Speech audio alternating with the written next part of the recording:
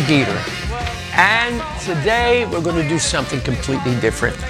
You've been watching me, and I've been talking with some of my friends, Dionne Warwick, Frankie Valli, Frankie Avalon, Bobby Rydell, Gene Chandler, my little buddy, little Anthony, and of course the Tokens, talking about my pal, Lenny Welsh, who I think is just terrific. These are just some of the stars that have been a part of my life, a part of your life. But today, what I want to do, because so many of you people out there have been asking me questions, and you said, Geator, why don't you do a chat with us? So that's what I'm going to do.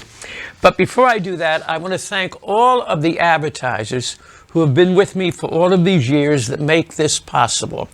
Family Chrysler Dodge Jeep Ram. I'm talking about my buddy Greg Gentili and his family. Bagliani's Great Italian Food in Hamilton.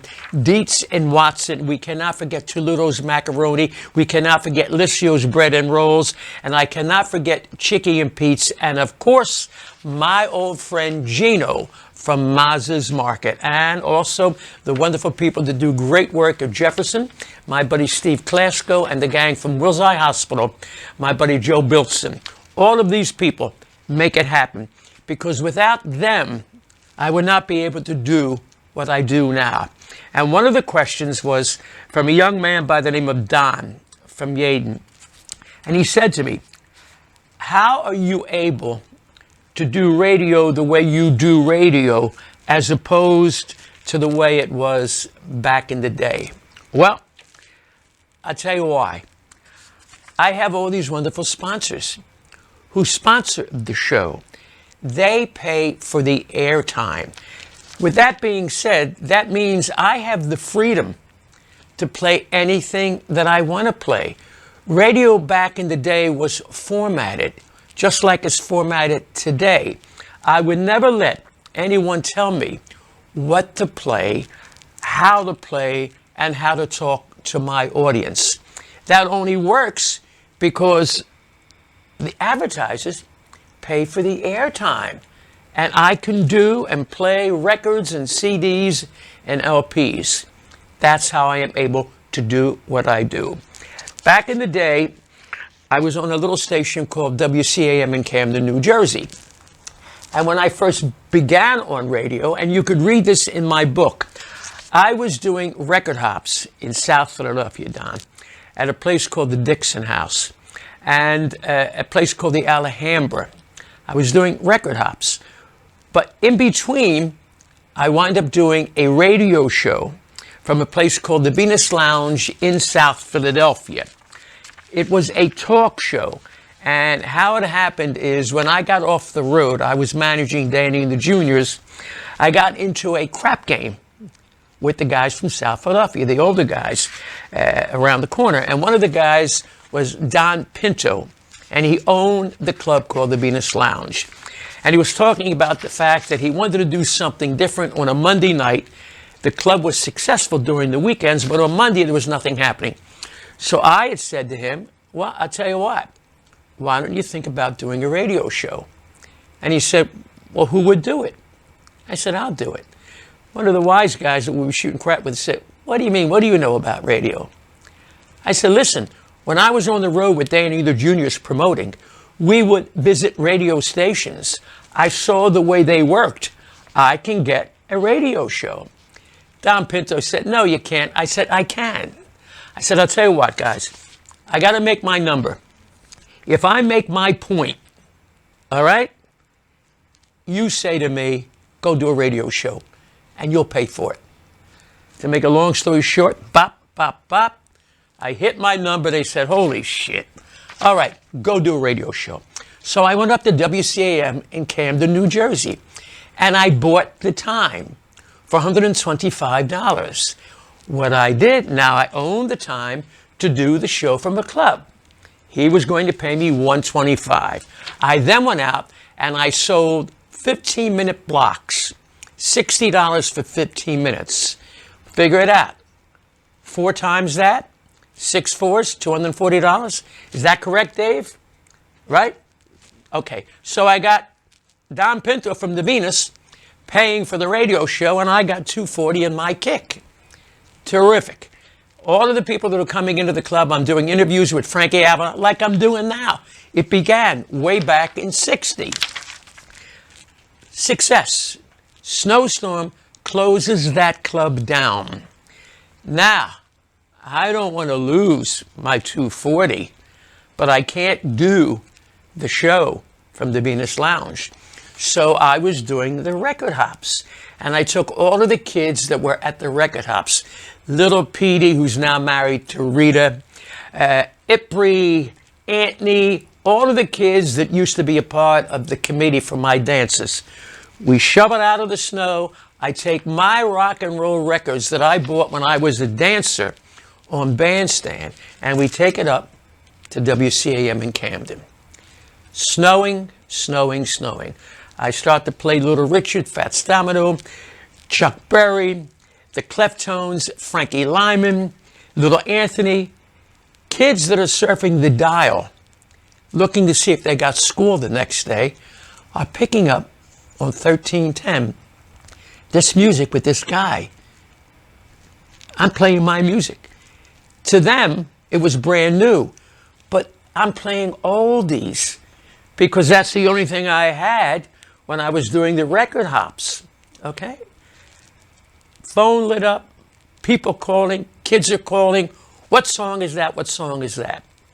I wind up being on the air until 2 o'clock in the morning because there is no relief coming to relieve me of the next guy because of the snowstorm. I finally get home about 4 o'clock in the morning and I go to bed. Next thing I know, about 8 in the morning, my wife comes into the bedroom. She says, listen, Bud Hibbs, the general manager of WCM, has to talk to you. I said, Patty, tell him I'll call him. I'm tired. She comes back. She says, he insisted he's got to talk to you. So I get on the phone. I say, hi, Bud. He says, what did you do last night? I said, well, I played my music from when I was a kid and the music that I play at the dances. He said, yeah, but how long were you on? I said, well, I stayed until relief came. Relief didn't come till about 2 in the morning. He said, well, I got to tell you, whatever you did, we've never had reaction like this. Now, WCAM back then, you had the Spanish hour, the Italian hour, the gospel hour. It was owned by the city of Camden. So you would buy the time. Instead of me being on an hour, I was on like for 4 or 5 hours.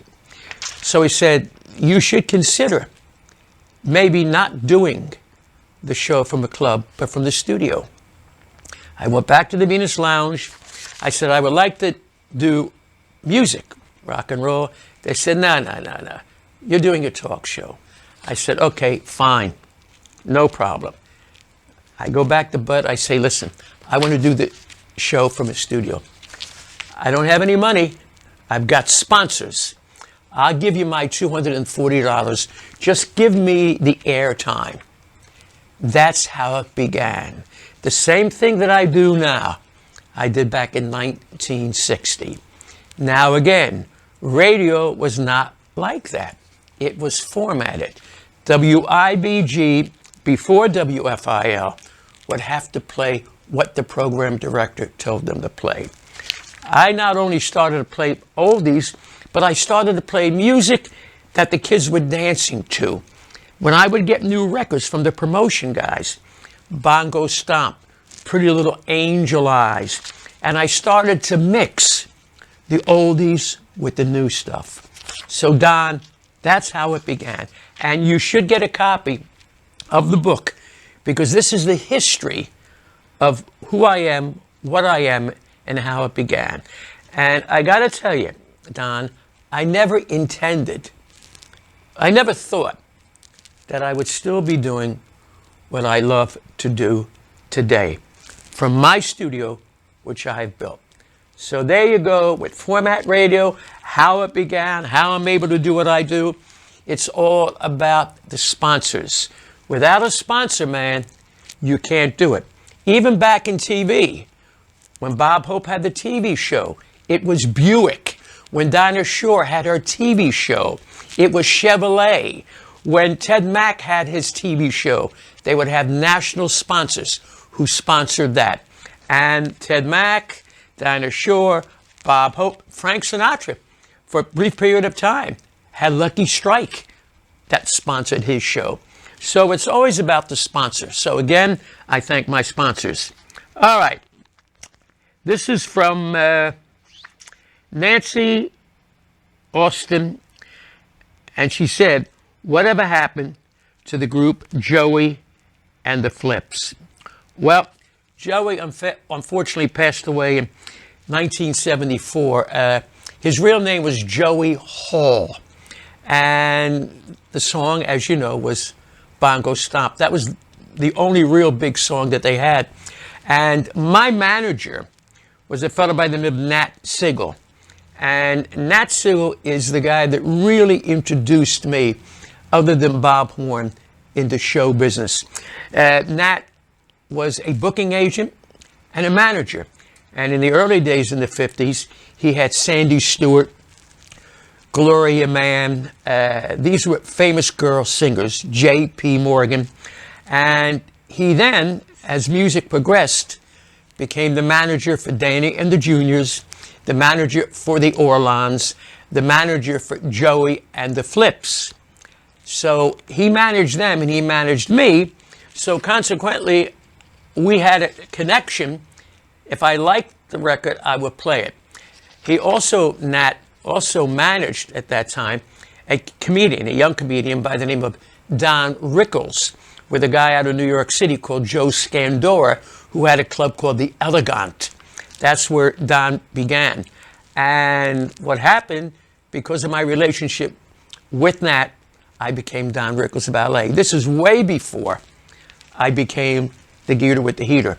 And it's interesting because when you talk about Joey and the Flips, here's another great question, which is almost the same. And it's from Jimmy living in Georgia. He says, I grew up in Kensington. I wonder about the Kit Kats, Billy Horner, Cookie Jar, and many of the great Philadelphia artists from the 60s. Well, Cookie Jar and the Crumbs, which is a true story. Cookie Jar used to have the ponytail. Remember Paul Revere and the Raiders? Well, he was the Paul Revere and the Raiders of Philadelphia. He's doing terrific. He is in Las Vegas, okay, and he does a lounge act in Las Vegas. As far as Kit and the Kit Kats, okay, his name was Kit Stewart, and he is still alive, and they had one big record on the Jamie Guyton label called Let's Get Lost on a Country Road, Little Girl, Little Girl, Little Girl. Billy Carlucci, he's still singing. As a matter of fact, my man David is a good friend of Billy Carlucci. Maybe You'll Be There, which incidentally, Frank Sinatra did in his early days with Columbia, and also re-recorded it later on Capitol. But the version that Billy and the Carlucci man, my man in the Essentials, they do an upbeat version of that. So Billy is alive and well, and he does a couple of radio shows. Billy Horner, I love Billy Horner. Sally saying something, you got me really thumping. He's still thumping. He is a barber. And I believe Davey's in Jersey, right? He's living in Jersey. Yeah, he's living in Jersey. He's basically retired from singing. But he had a little barber shop that everybody used to go. But he's doing well. He's doing well. And listen, the Intruders, I mean, these were the early groups back then. Lee Andrews and the Hearts. I never forget with Lee, you know, we do the shows at the Kimmel Center. And unfortunately, with the pandemic, we have not been able to do, but I am told that we may do one in May. And we've had all of the wonderful Philadelphia artists on the show, along with some of the bigger names, okay? Darlene Love, Johnny Maestro, Jay and the Americans, Connie Francis, Frankie Avalon, Bobby Rydell. I always wanted to get Lee to do the show because he was just one of the early stars. Long, long, lonely nights, teardrops in my lonely room. He said, Geator, I retired. And as you know, he's passed away. His son, Questlove, is the drummer who played for Lee when they worked for me at Memories in Margate. So, there's so many great artists. Yvonne Baker and the Sensations, no longer around. And I can go on and on and on. Barbara Mason, Brenda and the Tabulations. And I'll give you a name. If you watched the interview, which was wonderful with Johnny Madeira, we spoke about Maureen Gray. Maureen Gray was a little girl that went to West Catholic and was one of the kids who went to the dances and became a big star because of Johnny Madeira. So many great artists out of this city, and I'm fortunate that the ones that are left, that we can pick up the phone and do a Zoom and talk to them, all right? Brian Tierney, if you go back in time, please name 3 deceased performers you would like to talk on your chats. Well, that's really difficult, Brian, because, I did a TV show called On the Air with the Geator. And we have all of those episodes available, David, which we'll have to show the people how they can get those episodes at one time. But I did interviews with Aretha Franklin. We did interviews with Fats Domino. We did interviews with Jerry Lee Lewis, all of the big guys. But the ones that I would have loved to have done an interview with would have been with Sammy. Sammy Davis was a unique, not only a talent, but a human being. Sammy Davis began with his dad and his uncle, the Will Masterson Trio, and really had no formal education except in show business, vaudeville back in the day.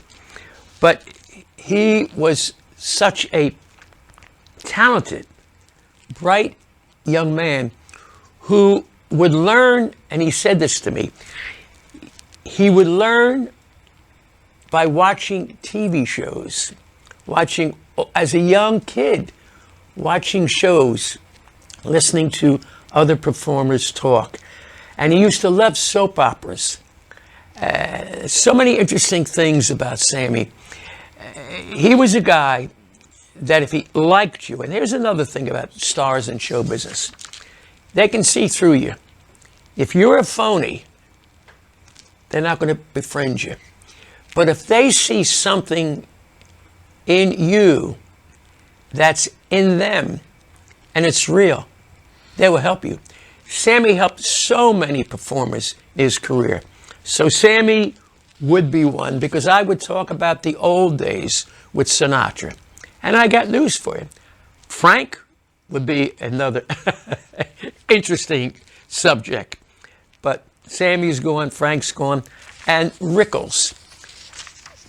Let me tell you, Don Rickles that you saw on stage or on the Carson show was not the Don Rickles that you would see if you were sitting down having dinner. He was the nicest human being. He was kind, he was generous, he was thoughtful, and I tell you, a lot of people didn't know this, but before Don took up comedy, he studied acting. And you might remember a motion picture he did with Clark Gable and Burt Lancaster, okay? Run Silent, Run Deep. And the other day, I was looking at one of the Wild Wild West episodes. And I don't normally watch TV except when I would get in from a gig, 2 o'clock in the morning, turn the TV on, get a little, because I couldn't sleep, and then I'd turn it off. Don Rickles is in an episode called the Year of the Druids, D-R-U-I-D. You got to see it. I think I said it right. But if you Google Don Rickles, which is the episode from Wild Wild West.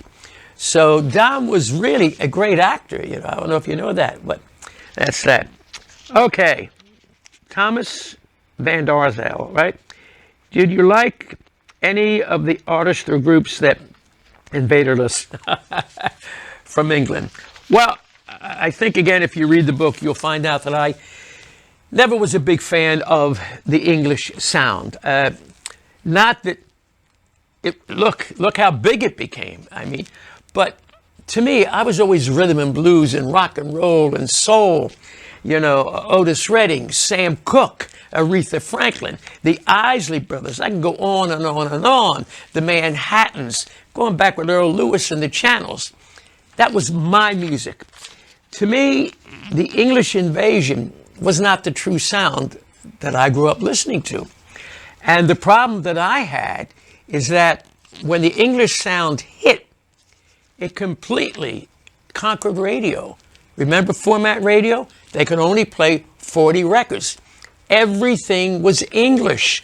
So consequently, there were so many of the great artists that started to have hit records that could not get airplay because all of the airplay was being English. But the one group, and I must say later on in their lives, the Beatles did great stuff. I mean, I love the later things, but the early stuff was Lance, he loves you, yeah, yeah, I want to hold you. That was, to me, bubblegum. And you know, they did Twist and Shout, they did Boys, the song that the Shirelles did, so they covered many of the American artists, and they will tell you that they were influenced by the American artists when they first began. Rolling Stones loved that rhythm and blues sound that they had. But there was a group called Jerry and the Pacemakers. I loved their harmony. Ferry Across the Mersey. Loved that harmony.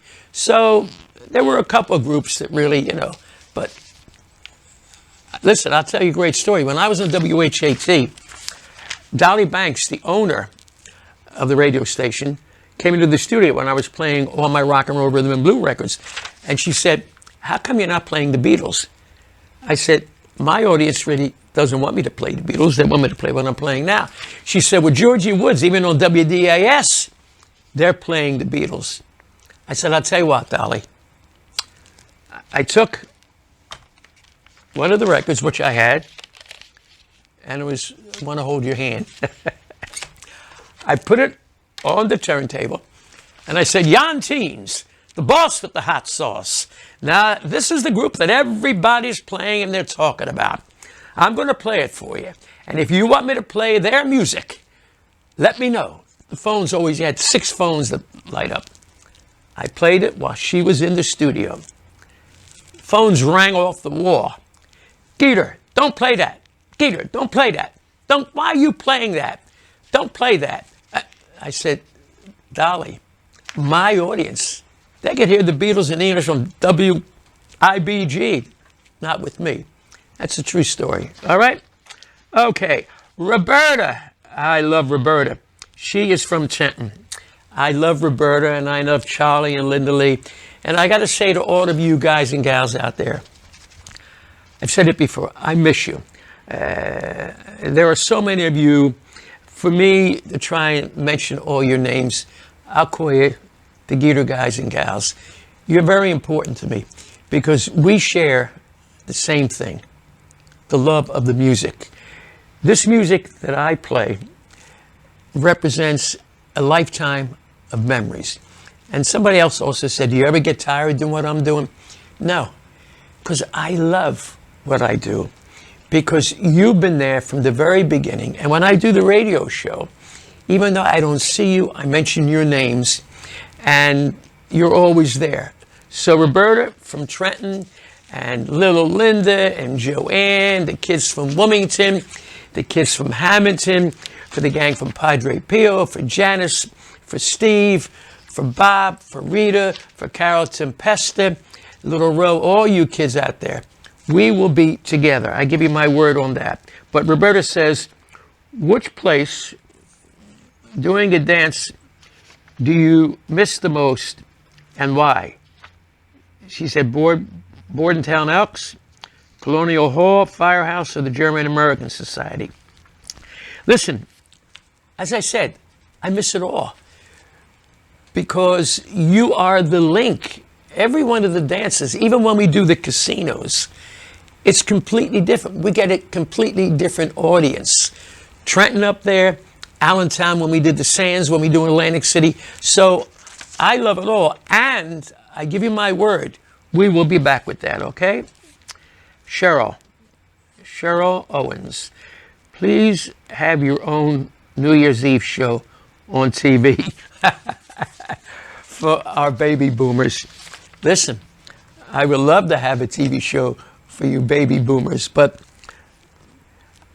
I guess what I'm doing right now is the closest thing, right, Dave, to doing your own TV show. Norman, right? I mean, right? I mean, unless you're buying time on that too. No, but we do. Look, the pandemic has killed everything, but it's going to pass. You know that this New Year's Eve is the first time in 60 years that I never worked on New Year's Eve. Okay, what did I do? I said, yo, Keel. I was in Florida. I said, let's call my friend Anthony. Let's get meatballs. Let's get an Italian salad. Let's get some pizza, a couple of bottles of wine. And that's what I did New Year's Eve, looking over the ocean at my pad. So we'll be back. I promise we'll be back. My own TV show, New Year's. Well, if Dick Clark were around, they say, yo, Dick. He said, Geator, come on, you can dance on.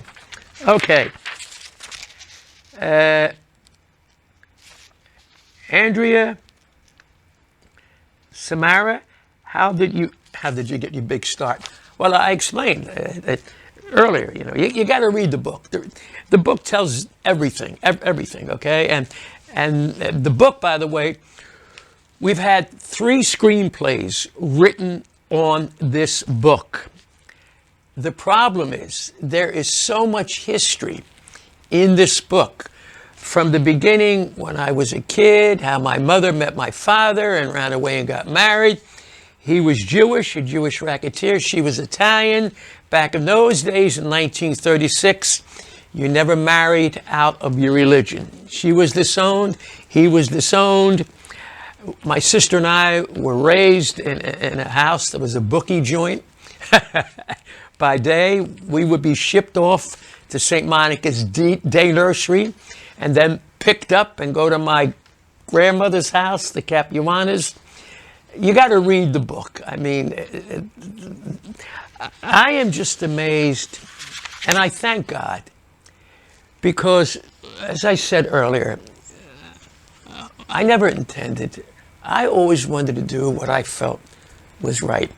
And by the grace of God, in the loneliness when I was a kid, all right, because there was a lot of prejudice back then. And I mean, me and my sister, I mean, we were looked upon, nu dice l'enende, queste sono ebrei e Giuda. So I saw all of that stuff. But music always kept me happy. And then when I saw a show called Bandstand, and I saw these kids dancing, and I said to my Aunt Mim, who was Irish, married to my Uncle Jimmy, which was another story, I said, hey, man, I was 13 years old. I always knew how to dance. And I said, I can dance like that. And all my uncles said, Stata zitta, nu dice l'enende. Keep quiet, don't say nothing. So I snuck in with the kids, 17th and Mifflin, Bancroft Street, Johnny Panvini. We snuck into Bandstand. Bob Horn had Bandstand at that time. They had a dance contest going on. I got into the dance contest with a girl by the name of Jo Mizzou, who was a neighborhood girl. I nailed it. I won the dance contest. 13 years of age, we snuck in. You had to be 14. Now I come back to South Philly, I'm a little major star. 112 pounds, a little major star. By the way, I weigh 119 now, not too much more. So I become a major, and I start to go to Bandstand. There's another dance contest, the Cha-Cha contest. I win that. By that time, Bob Horn finds out that I was not 14. But nothing they can do. I'm a major star. So he says to me, and it's all in the book. He says, look, no more dance contests, but you are a great dancer. I want you to pick out the dancers for the committee and rotate them, which you never knew when you saw Bandstand. When they went out to commercial, you would take the kids that were dancing on the floor, rotate them with the kids that were in the stands. But the dance committee would always be dancing. So that's how it began. I am now, oh, and by the way, I was getting $15 a week. I had a lot of money back then for a kid, 13, 14, 15. And then I had to take care of all of the artists that came in. You might remember, if you're from Philly, Bob Horn would say, we have company. And I would have the artist, Sammy Davis. That's how I met Sammy. Patty Page, Joni James, the Four Aces, J.P. Morgan, the DeCastro sisters. I would take care of them. I'd get off the dance floor and I'd say, out the commercial, when Bob comes back and says, we have company, hit that mark. Now, I'm making $15. I'm the head of the dance committee.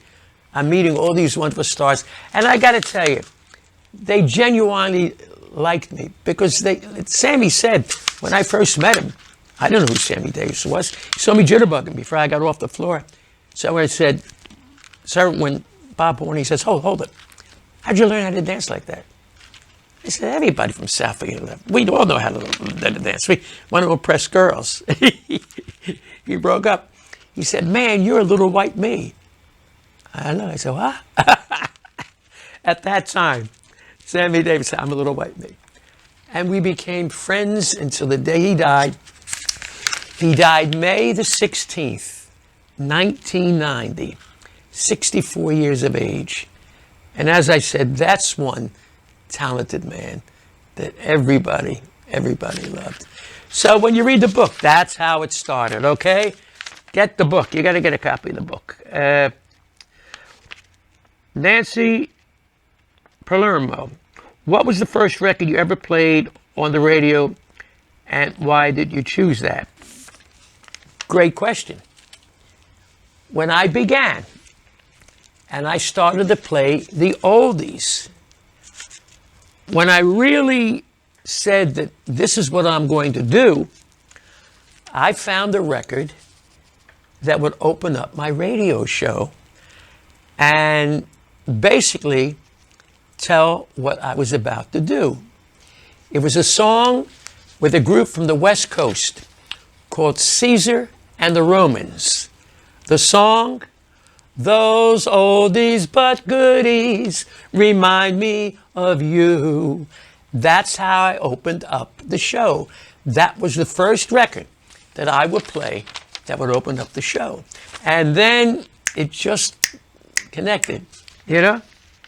Now, Pasquale, my friend Pasquale and his beautiful wife. He says, did you ever meet Edward G. Robinson? Again, after you went to his house by accident.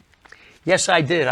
I saw Edward G. Robinson with Al Martino the second time. It's a great story, and again, it's in the book. I was visiting Sammy Davis in L.A. Sammy was at Benedict Canyon, and Al was living right in back of the Beverly Hills Hotel. So Al found out I was in town, and I get a call at the hotel. I was staying at the Beverly Hills. He says, yo, Geator, you're in town. Come on over. I'm just like 3 blocks away. He said, I'm by the pool. Come over.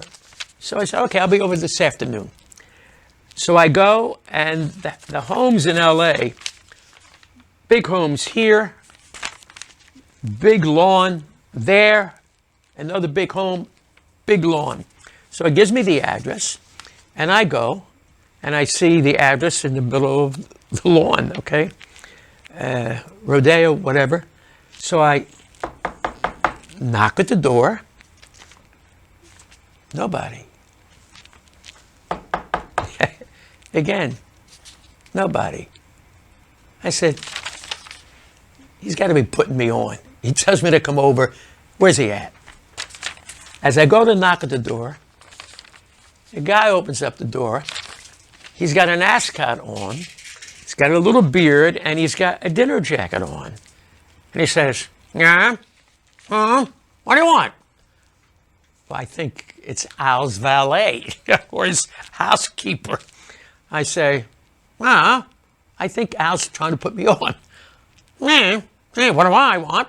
I want to see Al. I want to see Al right away, you understand? I want to see him right now. I'm doing shtick with this guy. Al slams the door.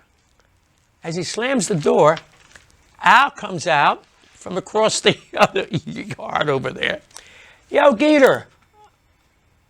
I said, oh my God. I said, Al, that house I just knocked in, was that?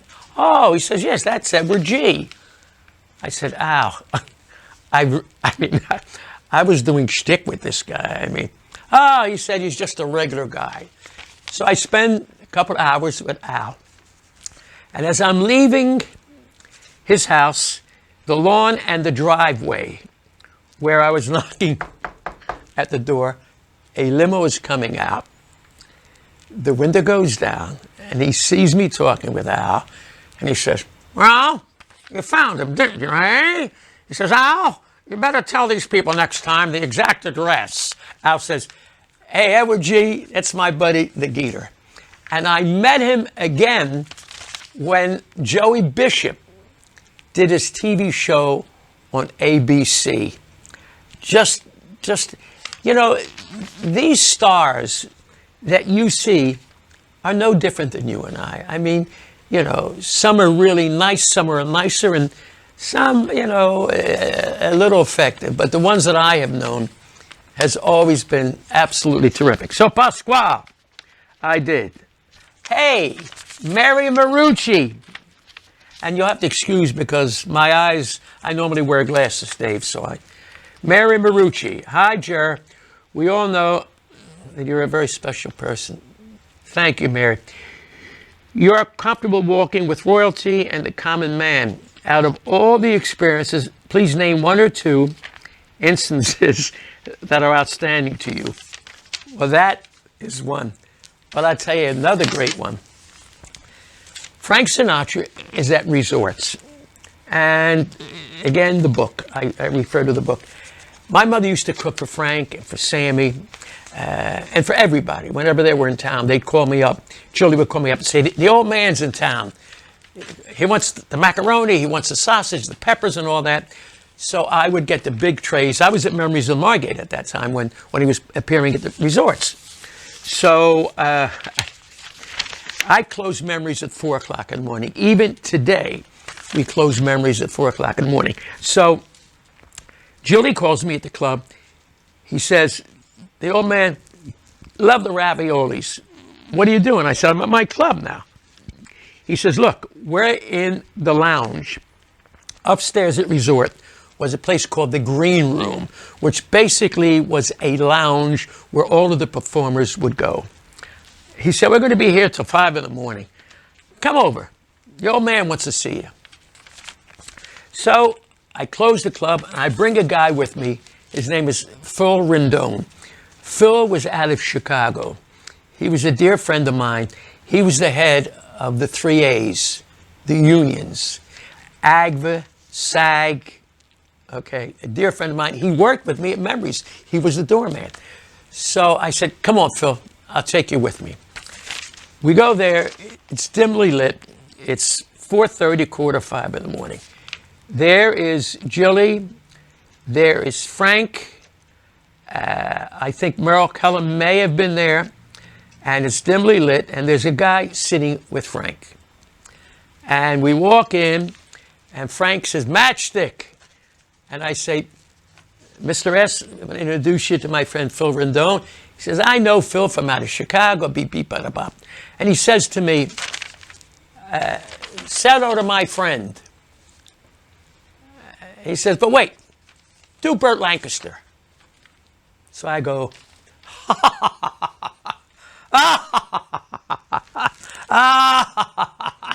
Repent. Repent, you sinners. It's Armageddon, and I'm going to tell you, if you don't repent, the wrath of the Lord is going to be with you. As I'm doing that, this guy with the white hair gets up, and he goes, to Kirk Douglas. I go, I said, this can't be. It was Burt Lancaster that I was doing. He was there with Frank. They were doing the movie Atlantic City, but he had all white hair.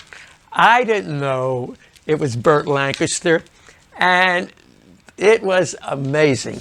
We sat and we spoke and we talked about the pictures that he did, that he was a trapeze artist. Did you know that? Burt Lancaster worked in the circus. And I knew all of the Crimson Pirate that he made. I knew all of the movies. So that's another experience that... oh, and then there was another one with Charlton Heston. I was doing a show on Channel 6, you might remember, called Jerry's Place. And it was top-rated show in the afternoon. Channel 6 had 3 Bs. They had Blavitt, Bishop, and Pat Boone. All right?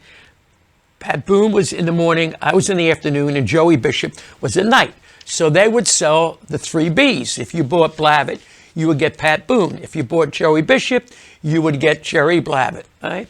So the show was hot, and they were re-releasing Ben-Hur in Florida.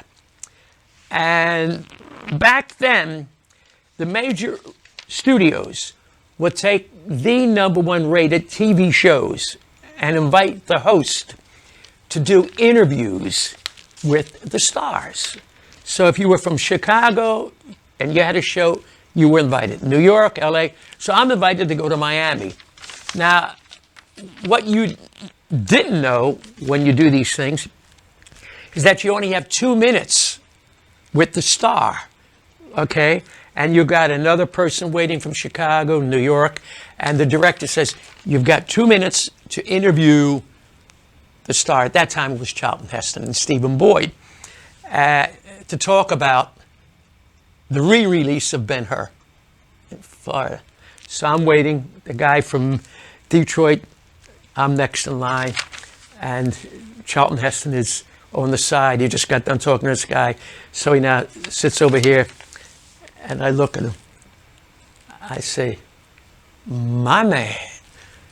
He says, I'm sorry. I said, I remember your first motion picture. What was it? A picture called The Savage. You played a Native American Indian that was kidnapped. The wagon train was attacked. You were the only little white kid there, and the Native American Indians raised you as a Sioux. He said, let me tell you about that movie. He said, that is the first time I ever rode a horse, bareback. He said, and I had to do it 6 times because I fell the horse off the horse 6 times by the time we got it right. And we're talking about this movie. The director's doing this to me. John Heston says, I tell you what, young man, let's go get a nice ice-cold beer. That was the end of the interview. Me and Charlton Heston went to the bar. He was drinking Heineken. At that time, I used to drink Scotch and soda, but I drank a Heineken. He says to me, I like you. He said, did you ever play tennis? Oh, yeah. I never played tennis. I played badminton. When you're a kid, beep, bop, the birdie, boop, boop. He says, tomorrow morning, meet me at the tennis courts, 7 o'clock in the morning. Okay, I'll be there.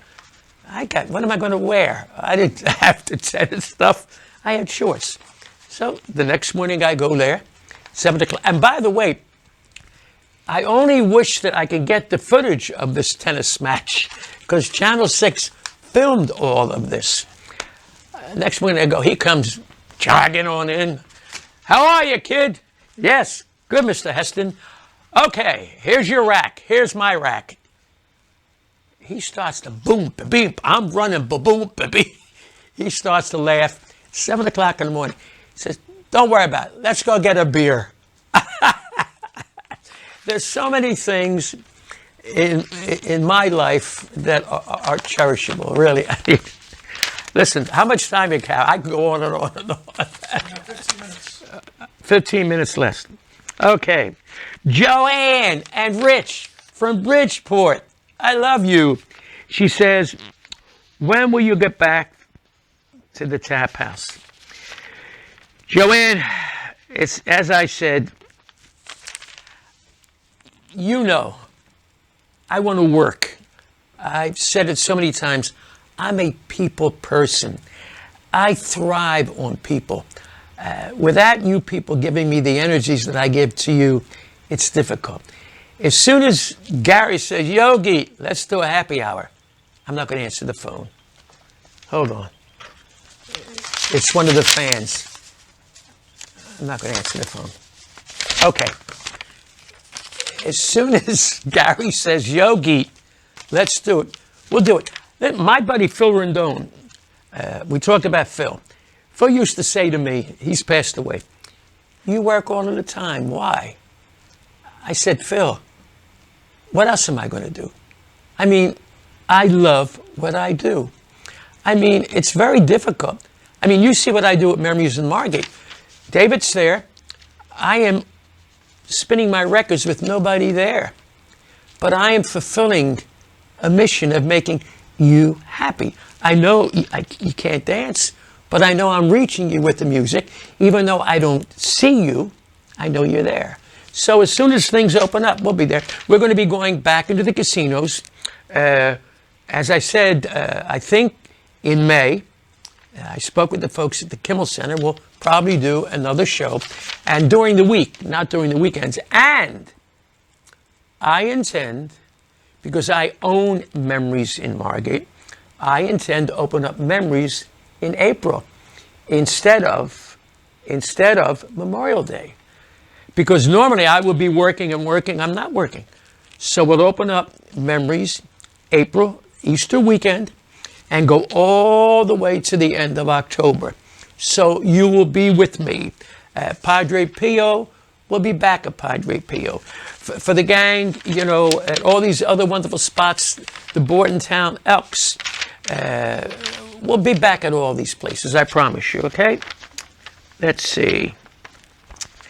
Okay. And I'm sorry if I didn't get to all of the questions, okay? Okay, this is from Roseanne Souders. If things didn't work out as they did, what would you have done to earn a living and support your family? Well, I think I said this to you before. My grandson, and I love all my grandkids, and his lovely wife, Lindsay, they're school teachers. And I love them because of the fact they're doing something that they love, and they're doing something to teach people, young people.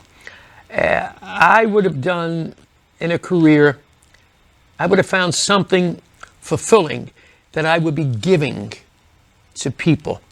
As a teacher, listen, Mama Geator always wondered me when I was growing up. She said, you could be a priest. I said, Ma. So I would do something to give people something that I would have. Doctor, teacher, hey, maybe even a priest. You never know. You never know. Maybe in the next lifetime. But I'll tell you an interesting thing that I did. And again, in the book. When I was 5 days a week doing the TV show, which was #1, Jerry's Place, I would dance up on the ramp. I was approached to do a movie with Gary Merrill, and I got Sammy Davis in the movie. It was called SciCad. And I was away from Channel 6 5 days a week for about 3.5 weeks. When I came back, the ratings plummeted.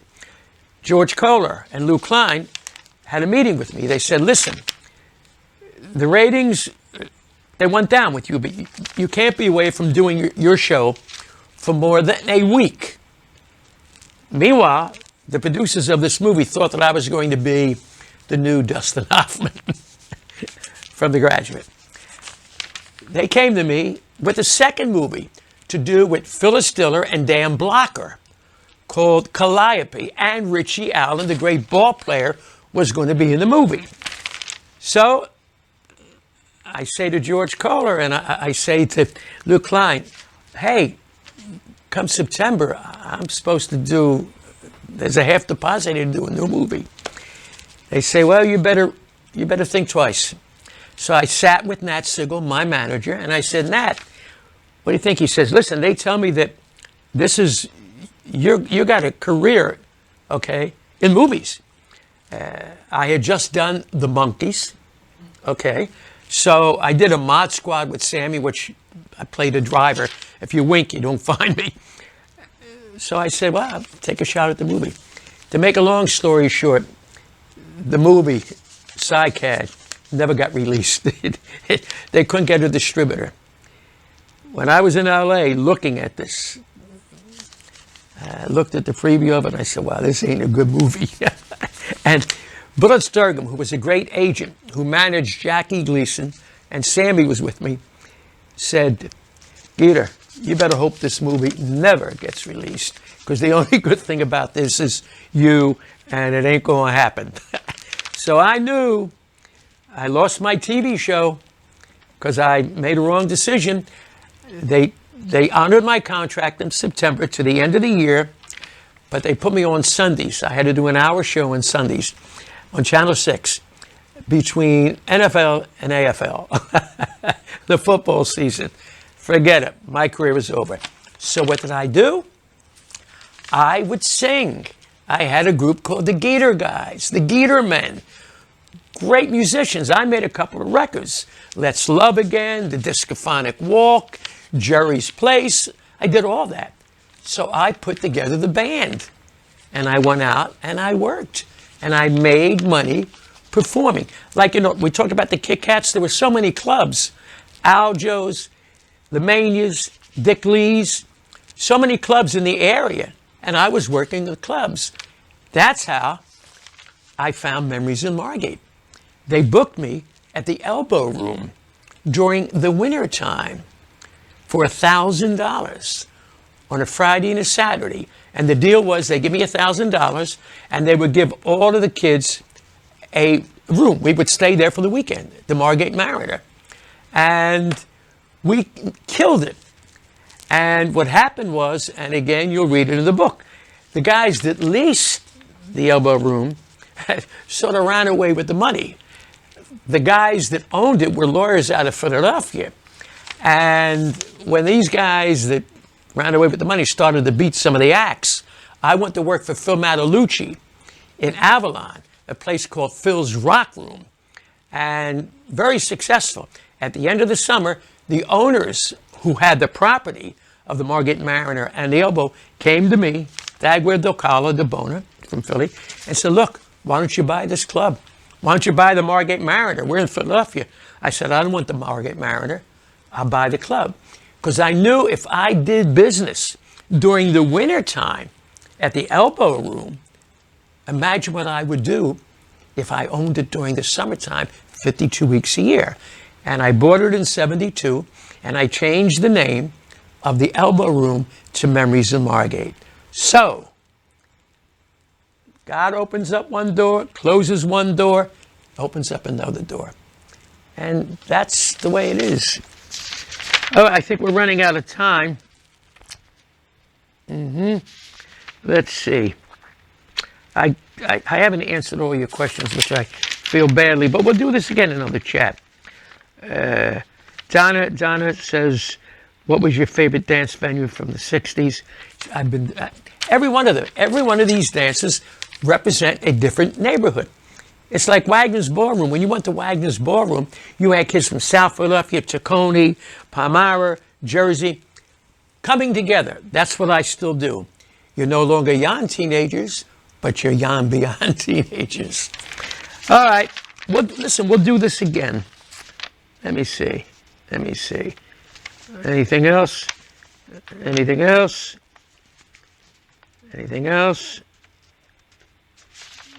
Anything else? I guess that's basically a lot, right? But for the other questions that I have not answered, we'll do it again. I just want to remind you, by the way, please remember that all of the wonderful artists that we do, that you've seen, you go to my Facebook page, right? Facebook.com/Geator. And they hit what? Like they're doing now, live? Yeah. Live. And then your YouTube channel. And the YouTube, oh, here's another modern thing which I hate. I hate this. It's called YouTube. You can see me on YouTube. Yep. How do they do that? They search your name, Jerry Blavitt, on YouTube. Search my name, Jerry Blavitt. Don't forget that name, big name. Search my name, Jerry Blavitt, on YouTube. They can see all of your live chats. You're on the air with the Geator episodes. You could see all of the live chats and on the air with the Geator. Yeah. Oh, by the way, I want to thank Lindsay and Joey. They are, look, and Keely, with that, and David, and even Joel when I can wake him up. Without these people, because I'm brain dead with this stuff, I would never be able to carry on. And Joey and Lindsay are putting together the hoodies, Geator hoodies. Look, they said, yo, Pop, they said, the only way you're going to make some money, do some merchandise. So we're going to have the Geator hoodies, which are really neat with a picture of me, with the microphone and the hoodie. And we've got some great TV. We've got some great T-shirts coming your way, okay? And remember, you can get the book, read the book. It's about America when a kid with a limited amount of education, but found a passion called music and people, and was able to carry on up until today. Look, ain't nobody getting out alive. So enjoy every day. Every day I hear another horror story about someone that was very close to us that passes away. So do good things. Be happy. Be safe. And make sure that every day that goes by, you can say at the end of the day, I feel good about myself because I did something that I enjoyed. And I did something that I've passed on to other people. Okay? I love you. I got to leave you until we do it again. Remember, you got to keep on rocking because you really only do rock hits. Thank you. Thank you, David. It's taking a much needed and well-deserved break. This is Heat. The old boss with the hot sauce, the old Geator. With the heater being on a rack and a bleeder. Yeah, they're now taking out two woo suits. Just one more time, baby, for you.